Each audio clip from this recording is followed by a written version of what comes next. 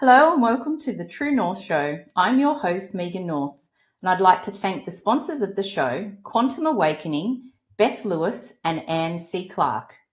Today, I am joined by a woman who is empowered, inspirational, and a really, really lovely person.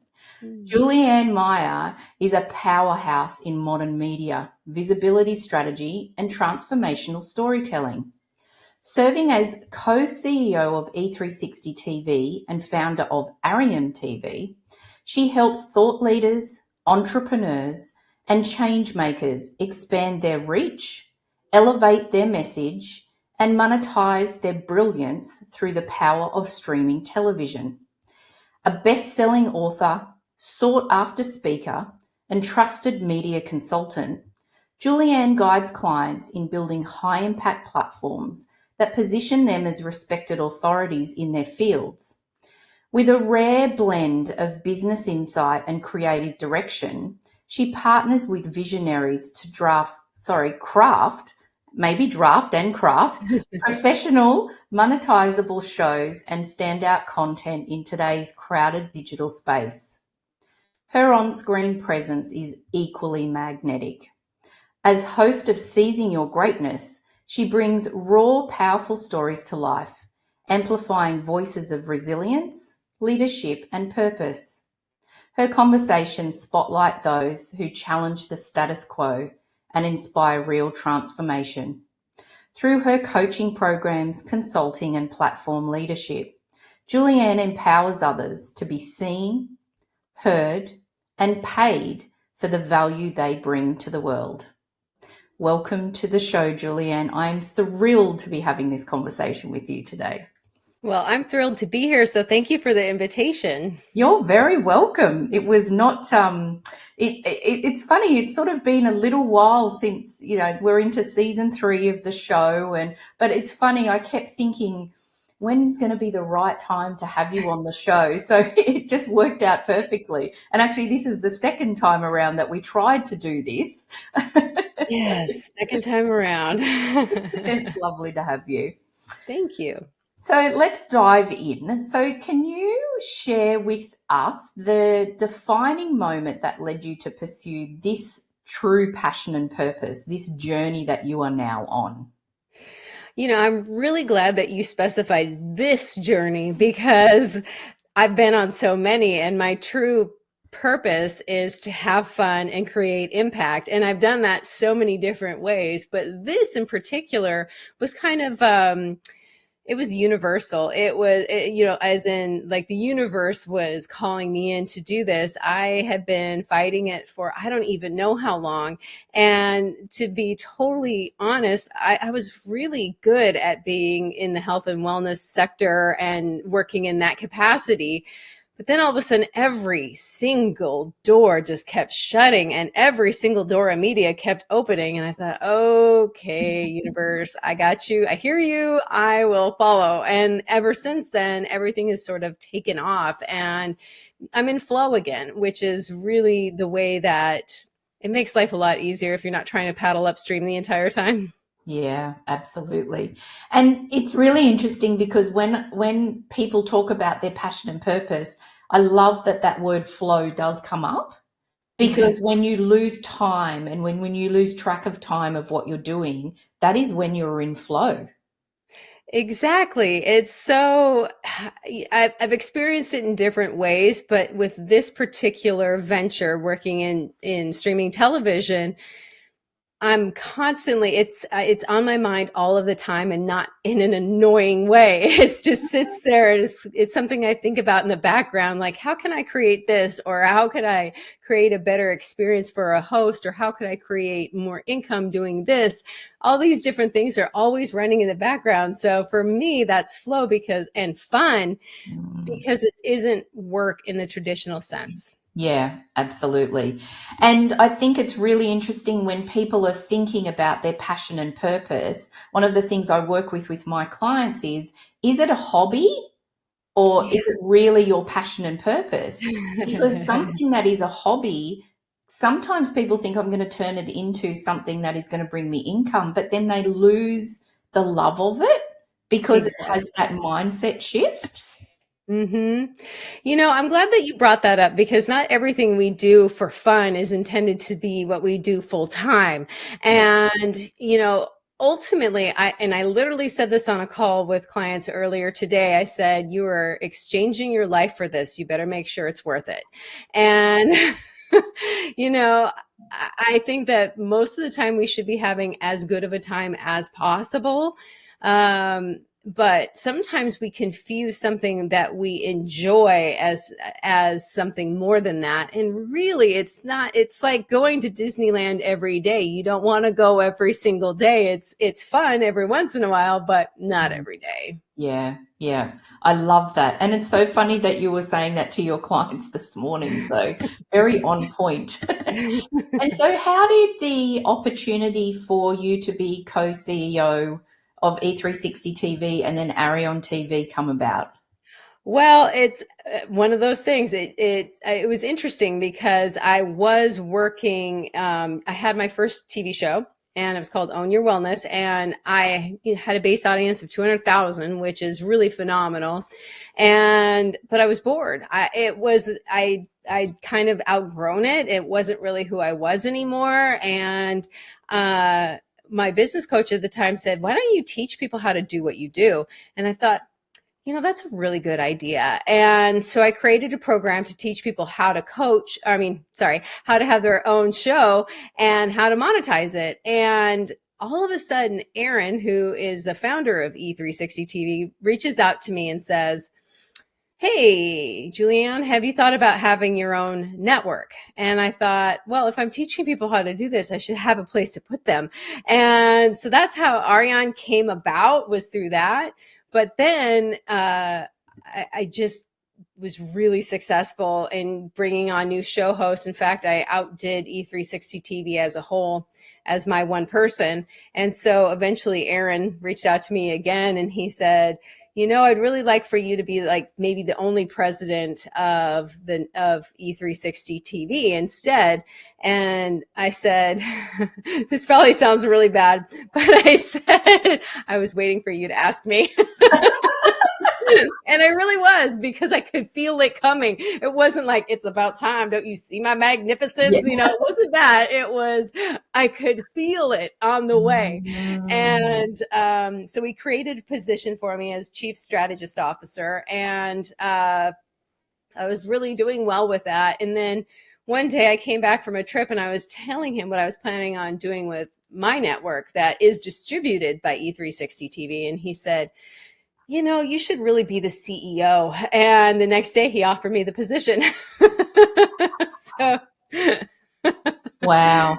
yeah. And isn't it interesting when you were saying before about how in your other true passion and purpose, like prior to this, a lot of doors were starting to close and then Yeah. other doors were opening. When it's right for us, it just also feels right. It does feel right. And I was still trying to fit a square peg in a round hole because that's where my education was. That's what I'm known for. That's, what I've done. And I chose this. So it was kind of like I made my bed and now I need to sleep in it. No, you are allowed to change your mind as many times as you want. Yeah. And my cousin, Darcy, who I adore, she says, it's just dress up. Life is just dress up. What are you going to dress up as today? Like, who are you going to be today? I It's love fun. that. It makes it more of a game. Yeah, definitely. And it also gives you, I think, that feeling of flexibility that if you try something and it doesn't work out, Yeah. then close that door and look at what else is open. Exactly. I think with that, there's a little bit, you have to be careful though, because fear can set in and you can Mm, close the door before it's ready to be closed. I mm, do feel like sometimes we're given challenges because that's the next evolution of who we are and our soul to get to wherever it is we're going. mm. And, and you're going to get the lesson one way or another. So might as well get it out of the way now. Let's get it up front so that then it's done. Exactly. Oh, I love that. I love that. I also think the other thing too is that what I particularly talk to my clients about is, your inner circle. So when you've got these thousands of ideas going through your brain, have an inner circle that you can trust, two or three people to talk through what you're thinking. Yes. Because that way, then if you get feedback and challenge, because I always think you need people that are going to challenge you Mhm. as well as support you, but also you're not getting out there to say, oh, I'm going to change my career, and you blast it to 100,000 people. And then if it doesn't work, one, Yeah, you push against it because you're thinking, well, I've told everyone.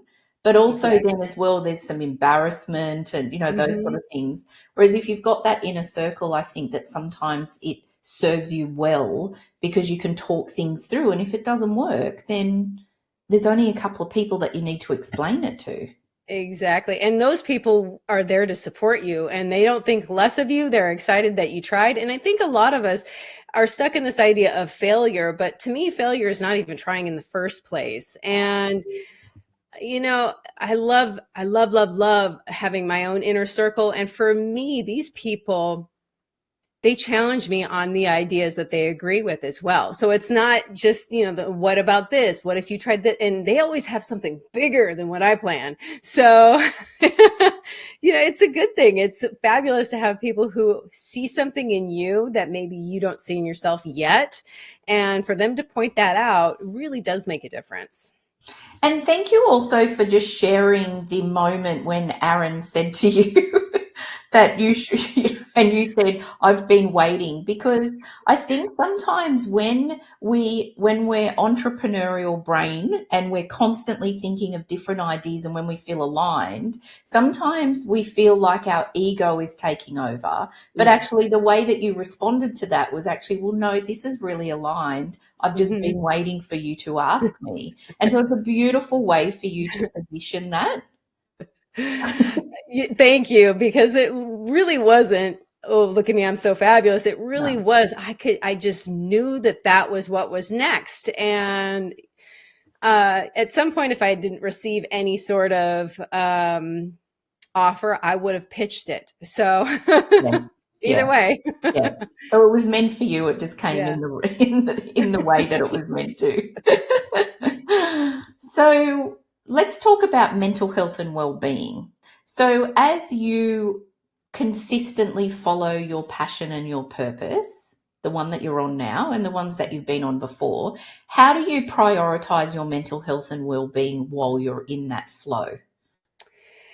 So I think that having good routine and good habits in that space is really important for when it isn't going well, because the last thing you want to do is meditate if you feel really icky. The last thing you want to do is, I mean, for me, sometimes when I'm in a bad space, it's hard for me to remember to eat. So if I have these built in habits and things that I do for myself, then when the times are up, I just automatically do it. It's like brushing my teeth. I don't question whether I'm going to brush my teeth or not. I do it because I like my teeth. So same thing with taking care of my mind and my soul is, I have to be grounded. I have to have quiet time. I have to be alone for a certain amount of time every single day. And I turn off my phone. My phone is always on silent.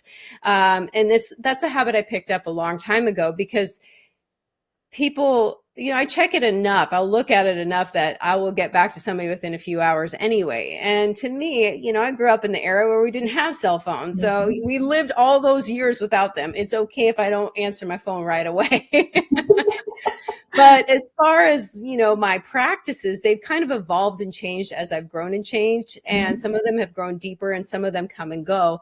And it really does just sort of depend on my headspace. But like the non-negotiable for me is working out in a community, like in classes, because I'm around my sisters and it feels so good to be in that community. And I don't want to let anybody down. So I'm going to go no matter what, even though I know how to work out. I was a personal trainer, so I know how to do all that, but I go because I go for the community and I go for the ambiance and the accountability. So I just kind of, there's a saying, I run to burn off the crazy, and I take my classes to burn off my crazy. Love that. I love it. Is there anything else that someone has given you, like oh, you should do this for your mental health, and you've tried it and it's been a disaster? You think, oh my gosh, this is terrible.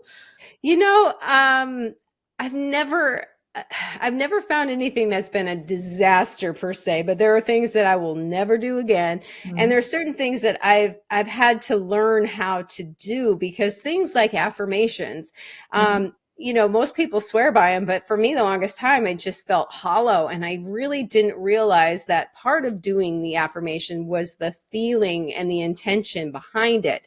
So until I figured that out, I was just wasting my time telling myself how wonderful I was and not believing it. yeah, yeah, that's a So beautiful example, actually. yeah. So for Yeah. me, that would be the one that I was like, but it just took me learning more and figuring out how to make it work for me. Mm. And so if you do meditations, do you do guided meditations, or do you just you sit in the space yourself? Like, how do you meditate? So, I'm a huge fighter against meditation. I'm not going to lie. It's one of those things that I need for my mental health, and I still fight it.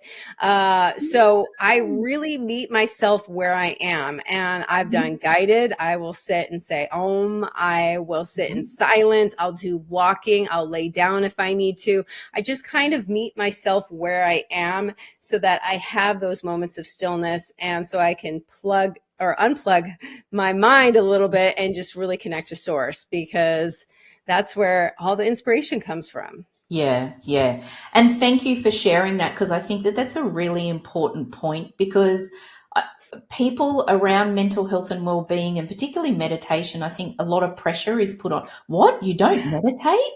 That's it. But I Exactly. think it's that experimenting and finding what works for you. Hmm.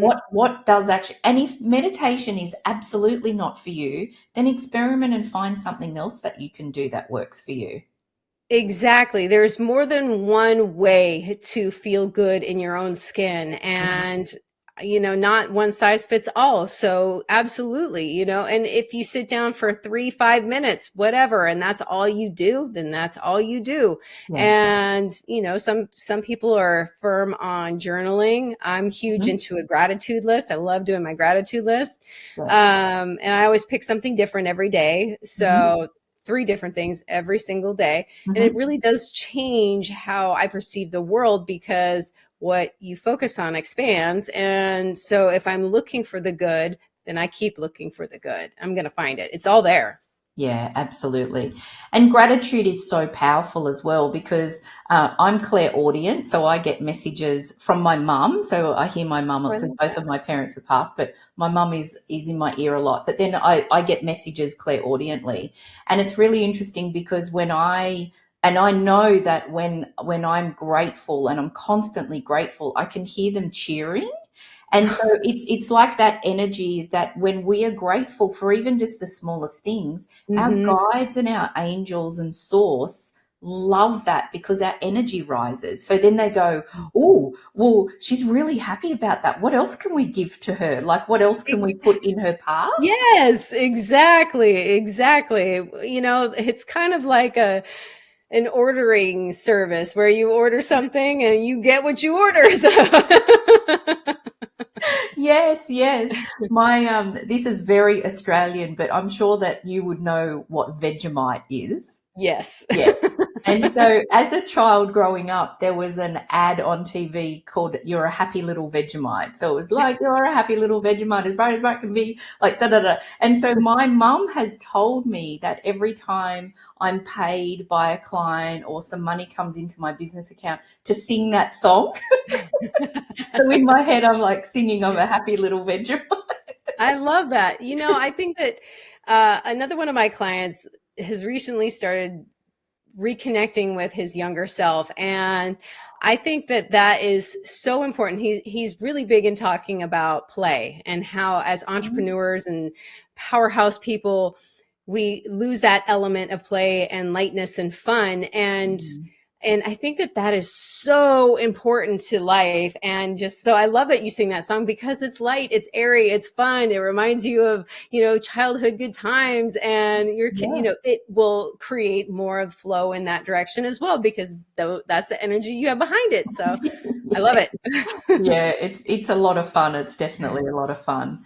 And so with the clients that you're working with, what can you share some of the things that you help them with and you guide them with in relation to, I'd love to know about confidence, because I would Yeah. imagine that with camera and TV, Yeah. your self-sabotage comes in, and I suspect client self-sabotage comes in. So what sort of things would you give advice to for your clients about confidence?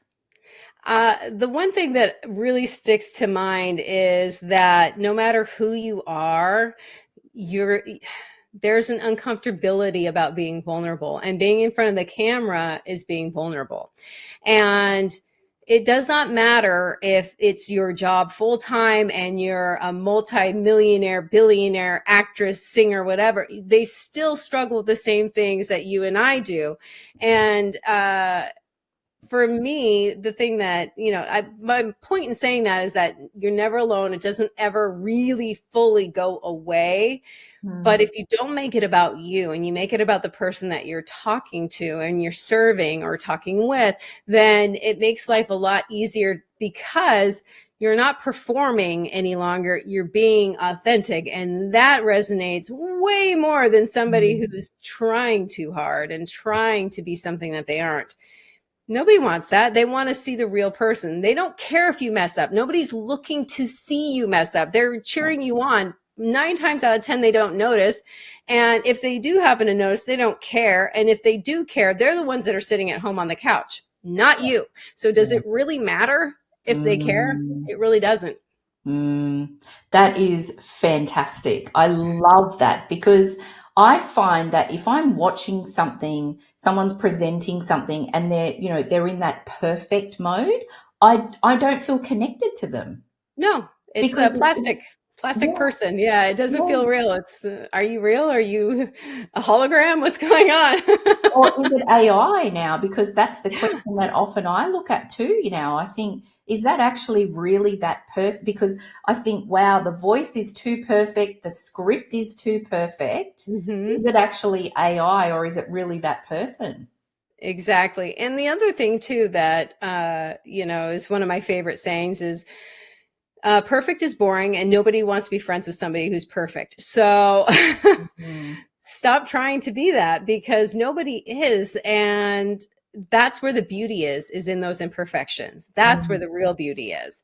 And showing yourself. And if you can laugh at your own mistakes, then other people will laugh with you. What you don't want, especially if as a show host or somebody who is going on somebody else's show or whatever the case may be, you're on camera, is when you cringe and somebody feels sorry for you for making the mistake. That's the only time that I think, oh, well, we could have done that better. Let's do that better next time. yeah, Because if you just laugh and maybe call it out or let it go, either one of those, then people won't feel bad for you mm, and they can still appreciate what you're sharing. mm, mm.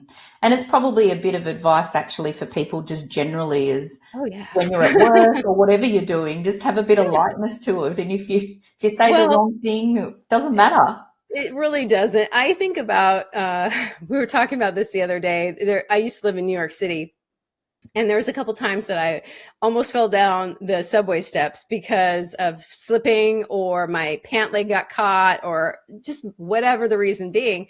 And my first thought was, oh my gosh, who saw me? Not, Yeah. oh my goodness, my femur is hanging out. There's none of that. It was just, so we're all in the same boat. Yeah. Yeah. Definitely. And you spoke before about just taking a couple of deep breaths and those sort of things Yeah. too. Is that just taking one breath, just stopping and consciously breathing, it completely rewires our brain, it calms ourselves. So in those moments too, it's just, let me just take a quick moment, a quick breath, and Mhm. then I'm going to recenter. I'm famous for that. My ex-husband used to always say, that's a really good breath, because he knows too that that does help calm your nervous system. It does help you bring you back to the present, because usually what we're fretting about isn't even actually happening in this moment. Mm-hmm. So really we're upset about nothing. Yes. Yep. Or we're worried about what someone else might think, and then no one's even noticed, or the person hasn't Yeah, even thought that anyway. exactly. They have no idea. They're like, what are you even talking about? Yeah, and all that energy that you've put into that. So Yeah. yeah.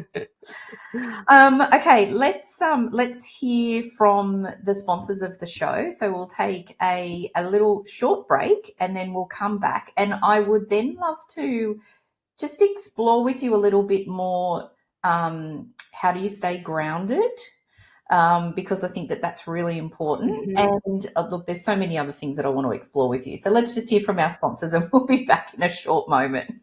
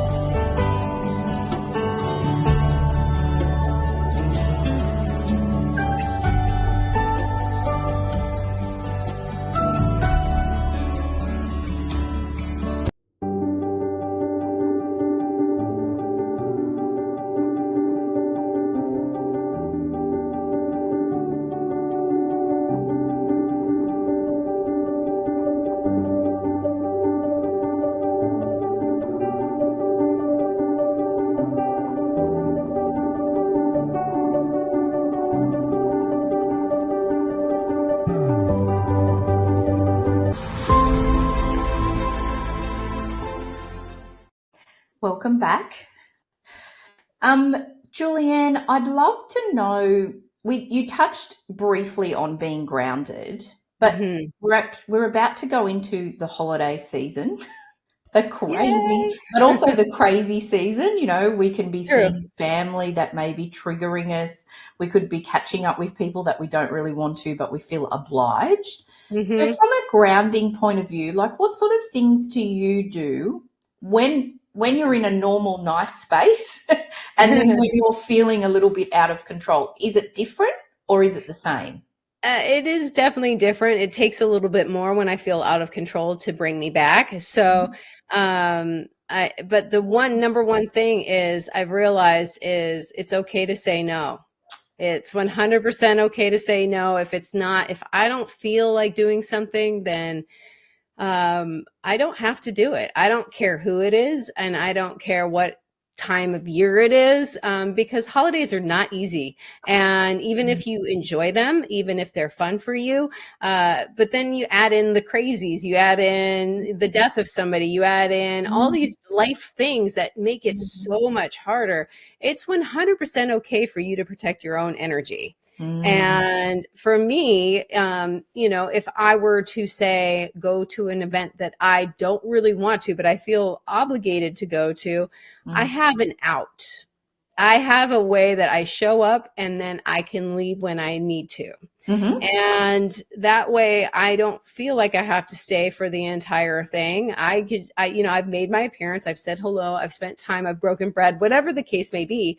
yeah, But I always walk away when I'm ready, mhm, because um, yes, my life isn't just about me, but it also isn't just about them either. So mm, ultimately I have to make sure that my own peace is protected as much as possible. And I'm very blessed. I happen to live now in the Pacific Northwest, which is actually where I grew up, but where I live now is up at in the Olympic Peninsula.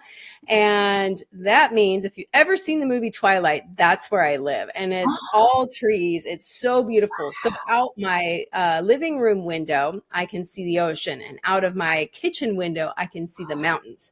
And so I just go out and I walk around. It doesn't matter if it's raining. There's a rainforest nearby. There's all sorts of nature, and that automatically grounds me. But if I'm really in a funk and something is not right, I will listen to music that pumps me up and makes me feel good. And that works really quickly. And if I have time, I will watch something inspirational, either on TV or YouTube, something that really fills my cup and reminds me of why I'm here versus feeling sorry for myself or feeling crazy because, I've put myself in a situation where maybe it's not the best for my own mental health. I love that. And it's really interesting when you said about, turning up at events and you've got that out, because I think sometimes what happens is I've noticed it myself that I've been somewhere and I've been spending time with someone, and then you can see them shift. You can see them change, and then you think, oh, have I said something wrong? Or, whereas actually when the time comes, I think it's better to just remove yourself from the situation. Absolutely. You're not doing anybody any favors by being there when you don't want to be there. Yes. You really absolutely. aren't. Yeah. But you're absolutely. right. I'm definitely one of those people too, where, as long as I have an out, then I don't always have to take it. Yeah. Yeah. It's just there in your mind. It's there. And I know that I'm free to leave. Yes. Yes. Yes. And so can you share a significant challenge that you've faced and how you've overcome it to stay aligned with your purpose? It's interesting. I've had a lot of significant challenges in my life, ones that are very traumatic. And so honestly, big things don't really affect me in the same way as small things do. And it's very interesting because the sky could be falling and I'm out there holding it up, because that's just how I am. But if somebody cuts me off in traffic, now I'm angry. And I mean, it has to come out somewhere is what I'm getting at. So I just feel like for me, when I start to notice these little things, like for example, if there's dishes in my sink, that means something's wrong. And I need to take a look inward because I don't leave my dishes in my sink. I just don't. So there's cues to me that, okay, now it's time to pull back and take care of myself, pull back. And what do I really need? What is missing?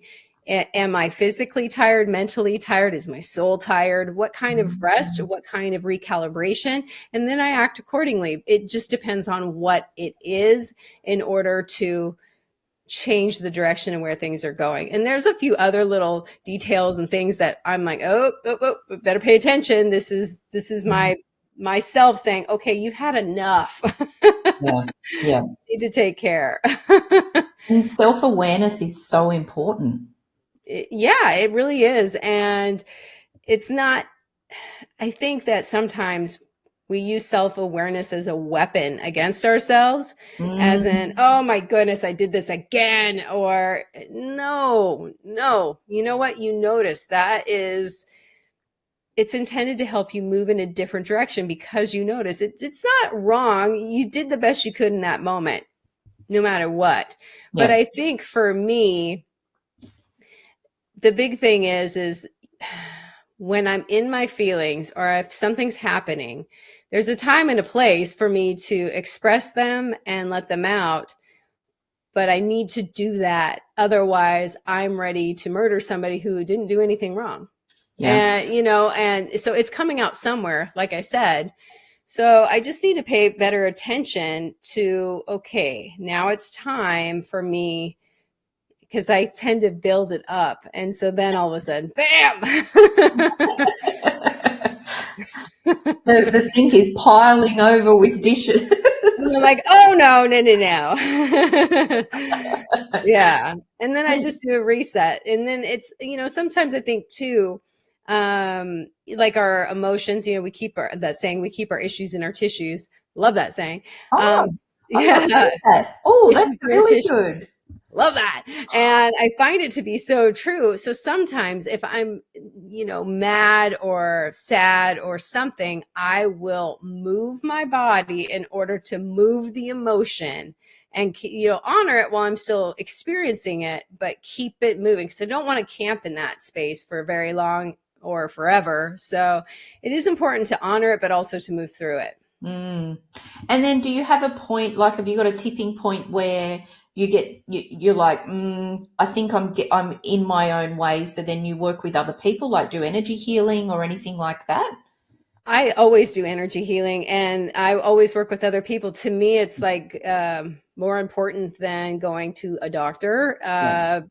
I I Yeah. think that there's just certain ways that we just need to take care of ourselves, Mm. and I can't do everything on my own, and I'm not the best at everything. That's why people hire nutrition coaches and personal trainers and things of that nature. I need help with. I'm not doing Reiki on myself. I'm not an expert in it, so if Yeah. I want Reiki, I've got to use somebody else. I do a lot of ceremonies too, a lot of things to release, a lot of things to celebrate, just different rituals so that I'm honoring the energy behind whatever's happening. I love that. That's really lovely. And you're right. Like, I mean, I think that sometimes, like I'm an energy healer, so I can quickly work through some things. But then Yeah. every now and then I'm like, I actually think I'm stuck, and I'll go to someone and I say, I've worked on this and da da da. And then they'll just say one thing. And I'm like, Yeah. oh, yep, didn't Yeah. pick that up. Well, that old saying, you can't read the label when you're inside the bottle. Oh, see, I don't know that one either. Oh I my love God. that one. I love that saying. I was like, oh, yeah. Oh, Yeah, because somebody was trying to get me to write my own bio, and I said, yeah, yeah. yeah, and you really can't. It's hard to see when you're in it. Yeah, definitely. And so, with all the work that you're doing now in this new purpose-led role and or roles, do you have a particular client story that really sticks with you?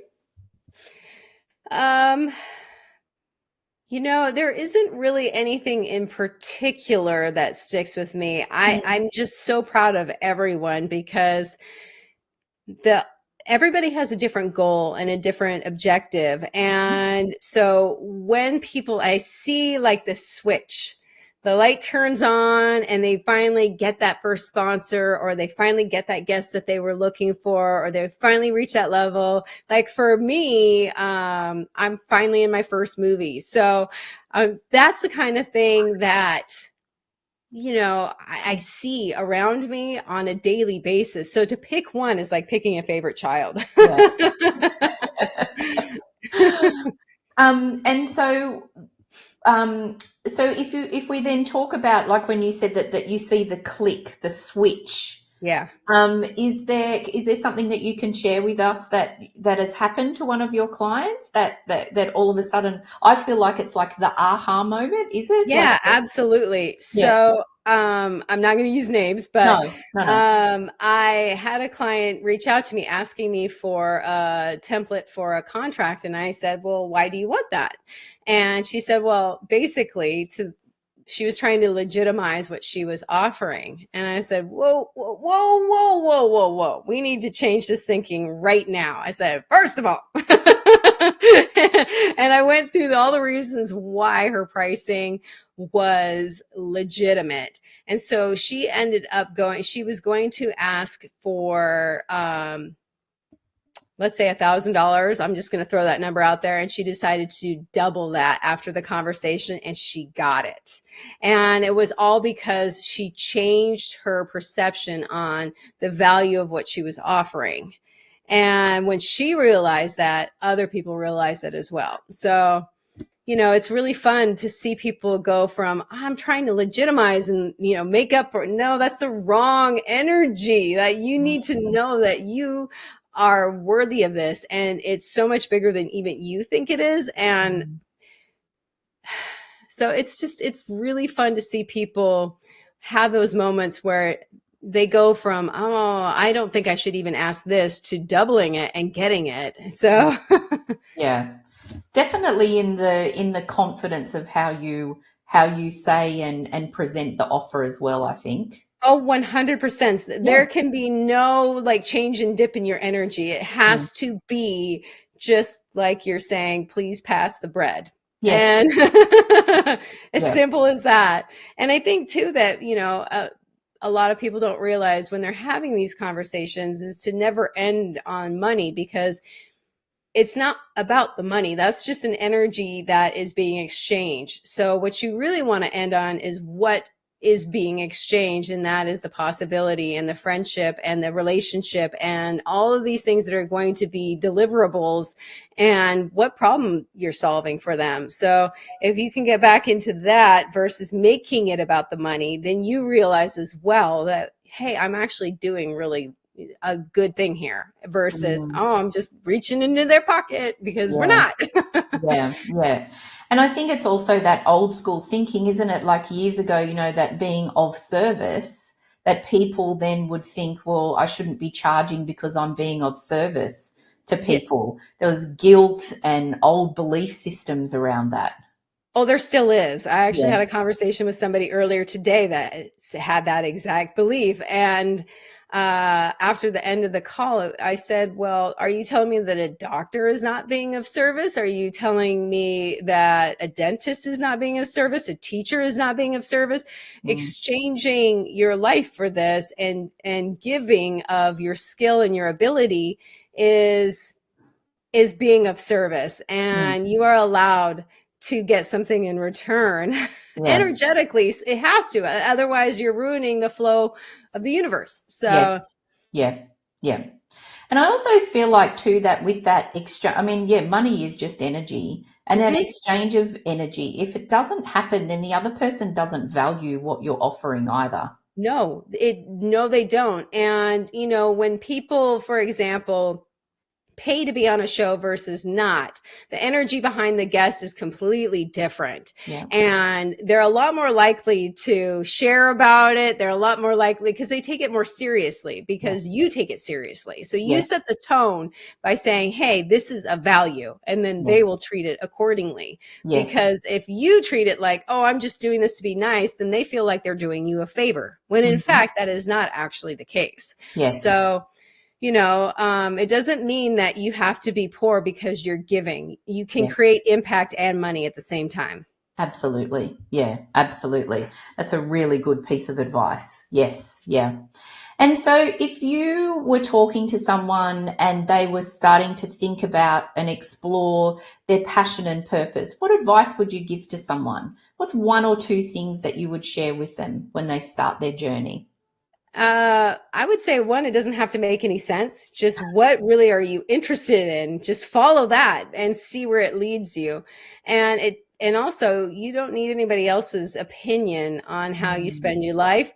I'm not saying that you keep everything a secret, but not everybody deserves to know everything that you're doing. And if you really want to protect the space of where you're at and what you're trying to grow, then sometimes it's a lot easier, a lot better to just keep it to yourself while you're in that growing stage, and then you can let things happen.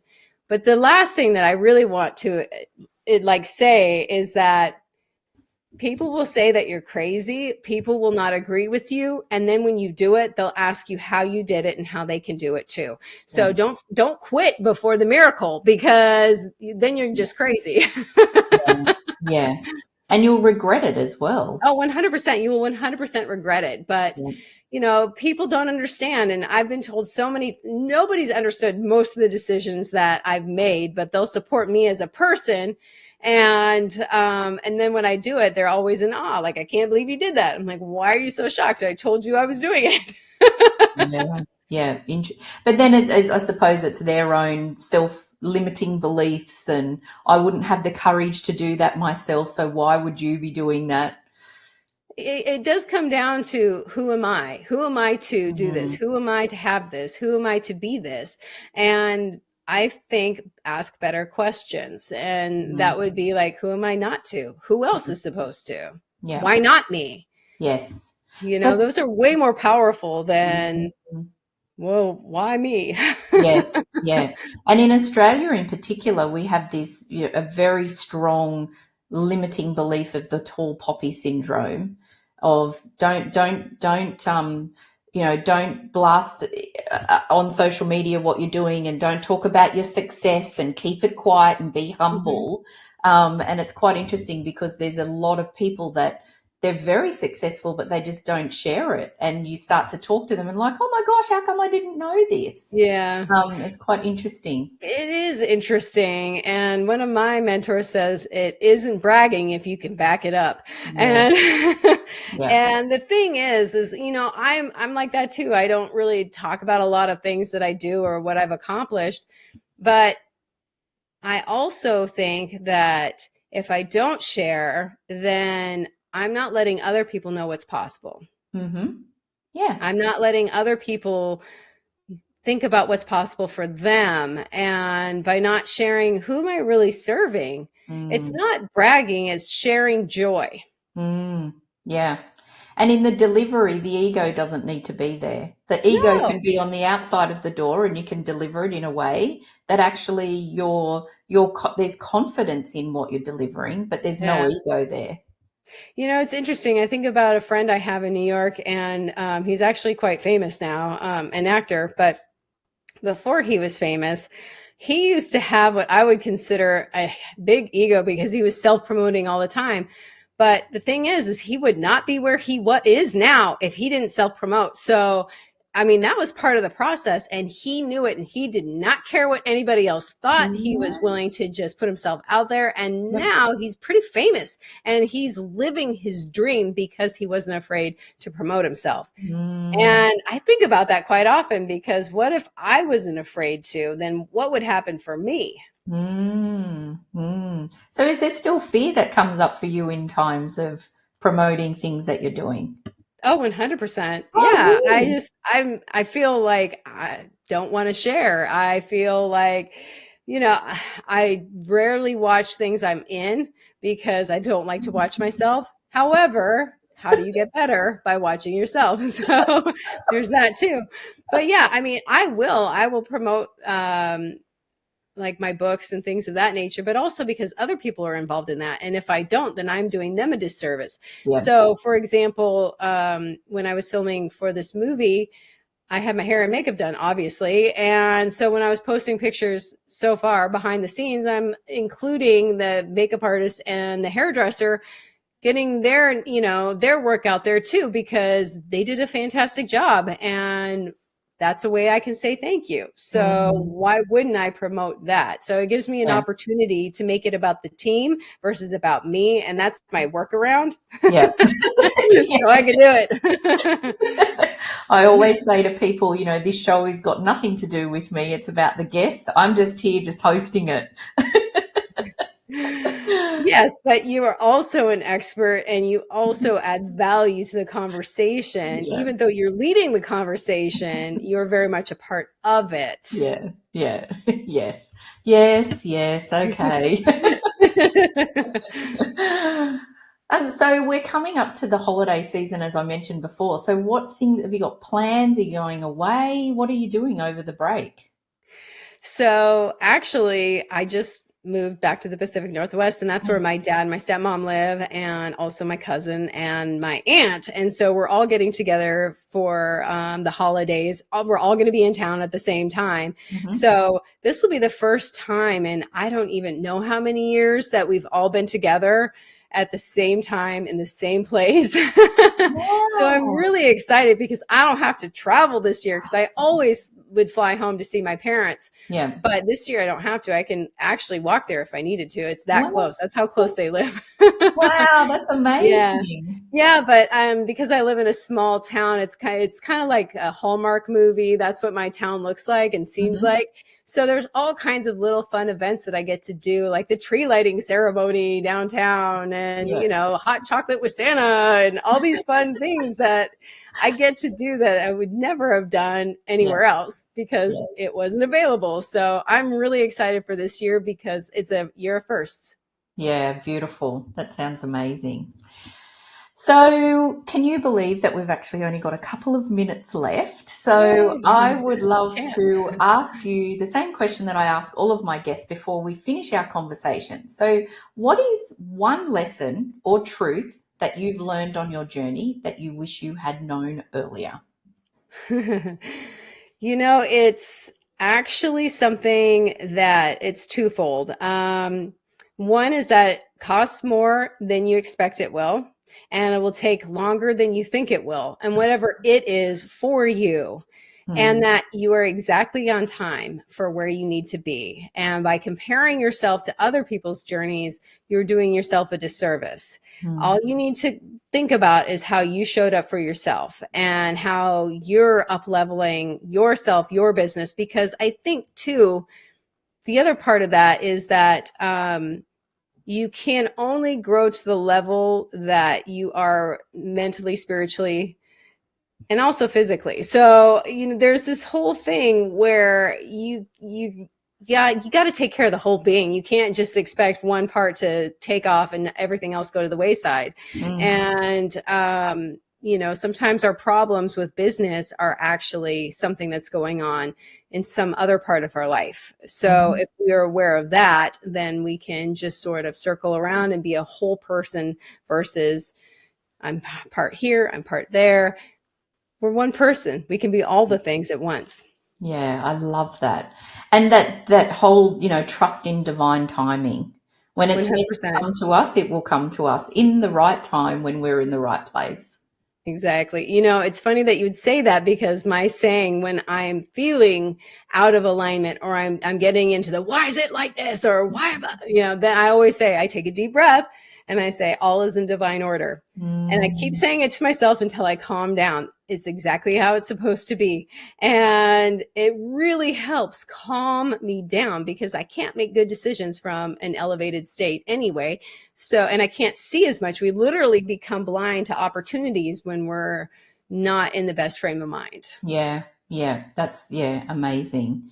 What a way to end this amazing conversation. Thank you so much. I feel like you've shared so much that I have no doubt the audience is going to probably be taking notes or rewatching it because there's a lot in there. So I Oh, thank really you. feel blessed to have spent this time with you.